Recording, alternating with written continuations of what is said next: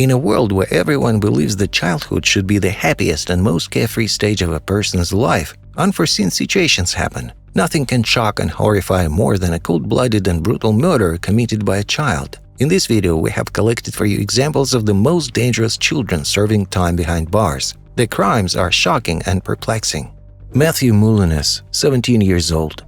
The terrible event happened in the French commune of Nage-sur-l'Orge in the south of the country. In August 2010, a young boy offered his underage girlfriend a walk in the woods on the pretext of returning a debt of 10 euros. She agreed but never received her money.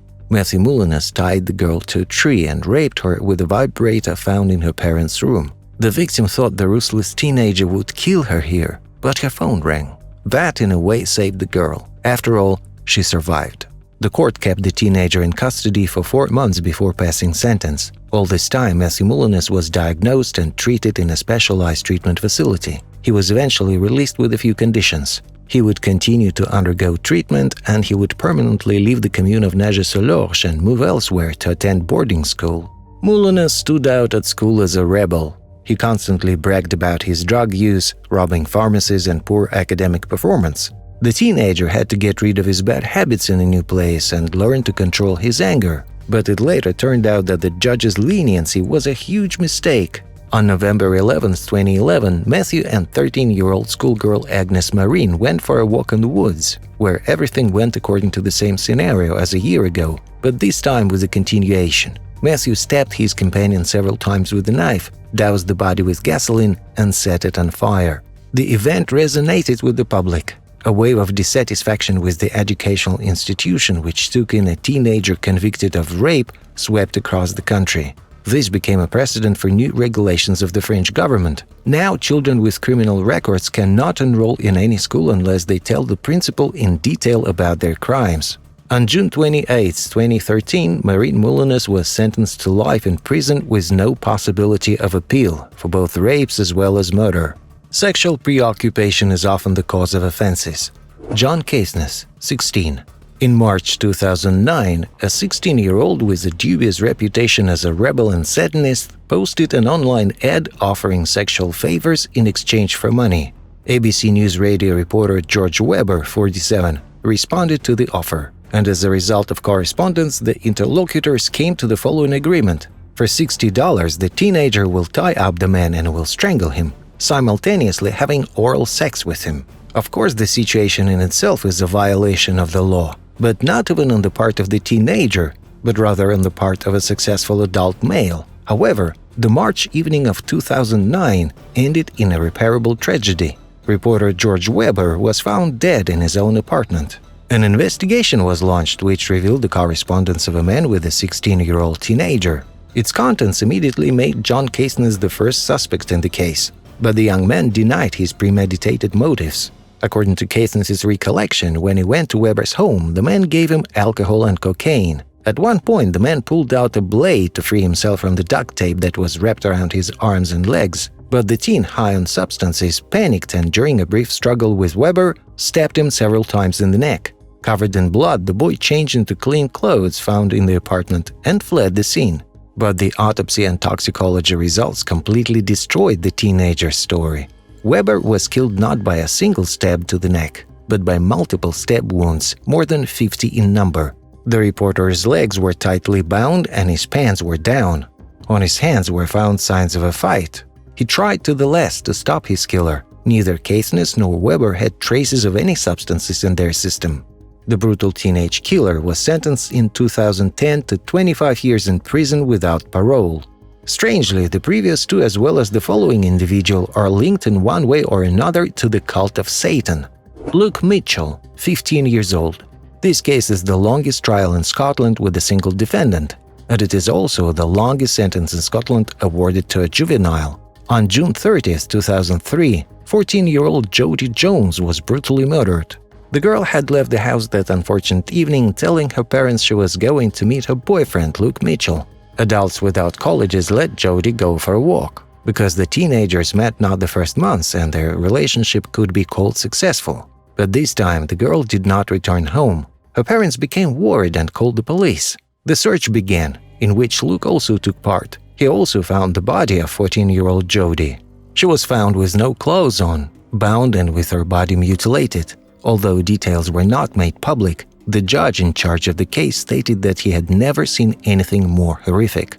Suspicion immediately fell on the teenager, but it took months before police were able to gather enough evidence to arrest him. There was no direct evidence against Mitchell, but the conviction came anyway, namely life in prison with the possibility of applying for parole after 20 years. Luke Mitchell, his lawyers and parents, still even years later, insist on the teenager's innocence and are fighting for a retrial. "I can't be any clearer. I absolutely did not kill Jody, and I'm in jail for a crime I didn't commit. I'm not confessing to something I didn't do. I want to clear my name," Luke states. As for Satanism, some of Luke's acquaintances thought he was acting strange and even speculated that this was the reason for the teenager's arrest. While in prison, the man applied for a satanic Bible and a devil's notebook, citing his religious affiliation, but his requests were denied. But the reasons for the violent acts could of course be quite different. Rachel Schof and Sheila Eddy, 16. This horrible case happened on July 6, 2012, in the United States in the city of Star City, West Virginia. At that time, 16-year-old Skylar Neese slipped out of the window of her home after midnight to meet her friends. Security cameras showed her walking to a parking lot and getting into a car, but by morning, the girl had not returned. Skylar's best friend was the same Sheila Eddy. They had known her since early childhood and had become friends at a children's camp. The girls spent a lot of time together, constantly called each other, actively communicated on social networks, and went out for walks on weekends.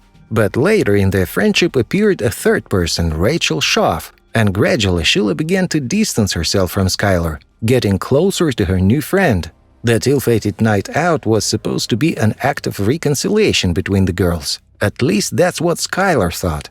The morning, the father, not finding the girl in bed, called the police and reported the disappearance. But only the police at first did not take the situation seriously. The girl is a teenager. No matter left home or sleep somewhere with friends, rebellious, she'll get out and come back. It was only 48 hours later that the police started looking for Skylar. They called her best friend Sheila Eddy, but she said they only went on a little car ride together and then split up. Besides, Sheila was having a hard time getting over Skylar's disappearance and was constantly visiting her parents. Rachel, on the other hand, just went to scout camp and did not take any active part in the search for the missing girl. And only 2 months later, when the FBI joined the search, it was found out that the girl was brutally murdered by her friends, Sheila Eddy and Rachel Schof, who lured her out of the house and on the count of 3 stabbed her. The reason for the murder was that the girls didn't want to be friends with Skylar anymore, but didn't know how to get away from her. Schof was sentenced to 30 years in prison and Sheila Eddy was sentenced to life in prison with the possibility of parole after 15 years. After Skylar's murder, her parents pushed for the passage of Skylar's Law, which allows police to raise the alarm even though the child may have simply run away from home. Christopher Pittman, 12 years old. The teenager didn't have the easiest fate. His own mother repeatedly told him that she had no longer wanted to see him, and his father behaved extremely abusive. That, of course, affected the mental state of the child. At the age of 12, he ran away from home and committed a suicide attempt, after which Chris was sent to a shelter for troubled children. The child was taken from the specialized institution by his own grandparents. They supported him in his treatment for depression, bought the necessary pills, but the abrupt replacement of one less effective drug with another gave negative consequences and side effects. Chris's behavior changed for the worse. He began to experience burning all over his body, paranoid reactions and thoughts, sleep problems, hallucinations. In addition, at times he began to behave very aggressively.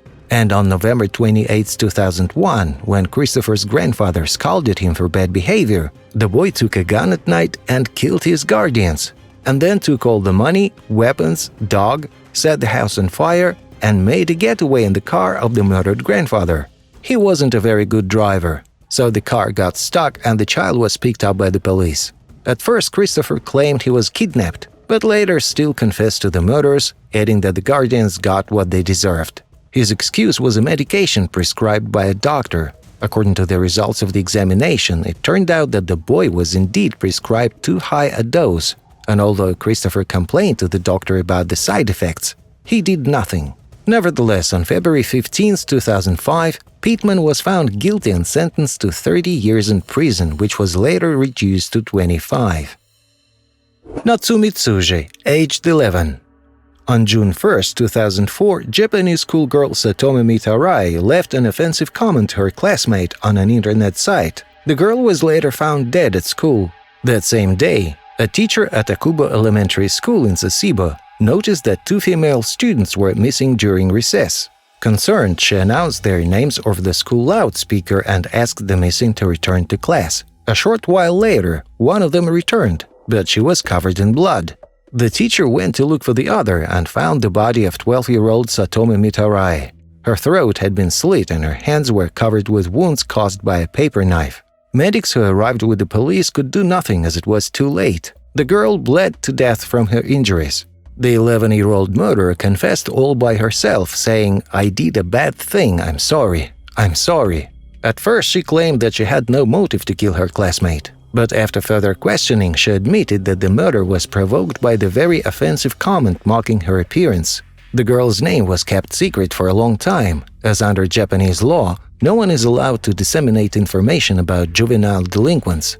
The police called her Girl A, and the internet dubbed her Nevada-chan, as she allegedly wore a hoodie labeled Nevada at all times. On September 15, 2004, Natsumi Tsuji was sentenced to 2 years in a penal colony. In 2006, she received 2 more years of forced treatment, and in 2008, Japanese authorities announced that they would not impose any additional punishments on Girl A. Sometimes the reasons for cold-blooded behaviors are quite impossible to figure out. Joshua Phillips, 14 years old. The boy lived with his family in Jacksonville, Florida. Phillips was a popular and cheerful student. Neighbors described him as a friendly and quiet kid. No one was afraid of him, as he never gave any reason to be. Phillips was friends with a neighborhood girl named Maddie Clifton who lived across the street. According to the boy, on November 3, 1998, Maddie called him over to play baseball. He agreed despite the fact that he wasn't allowed to go out to play with his friends while his parents weren't home. During the game, Phillips accidentally hit the ball in Maddie's eye, and she began to cry loudly. Frightened by his father's reaction, who for some reason was strict with the girls or even rather disliked them, Phillips decided to drag Maddie into his house and started beating her with a bat to stop her crying. He hid her body under the bed, but soon after the father returned and had a brief conversation with him, he noticed that Maddie was moaning, which meant she was still alive. The child slit the girl's throat and stabbed her several more times. More than 1,000 people tried to find missing Maddie. They searched every house, including the Phillips family home. But the week-long search was unsuccessful. It wasn't until Joshua's mother smelled a foul odor and noticed a strange discharge from her son's mattress that the case moved forward.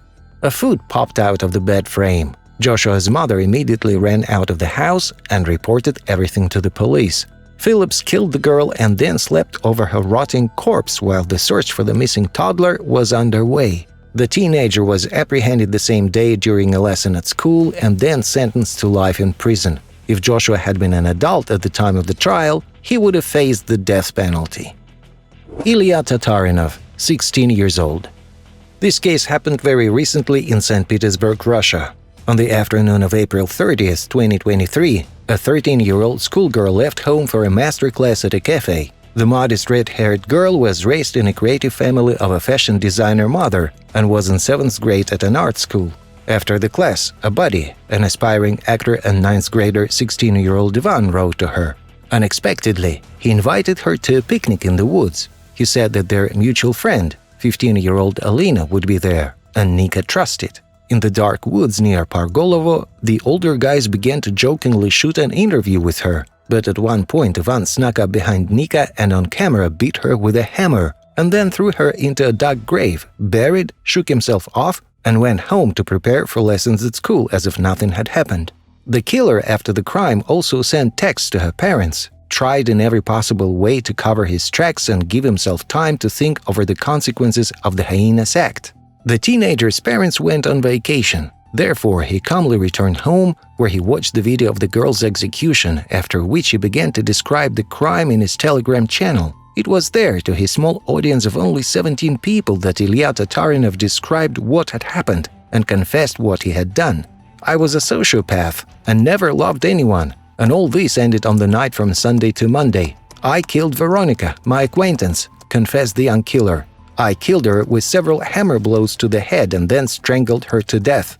I did it to prove to myself my greatness, my ability to do terrible things, and I was able to prove it to myself. 2 teenagers were detained in the case, Ilya and his accomplice Alina, who took part in the so-called picnic.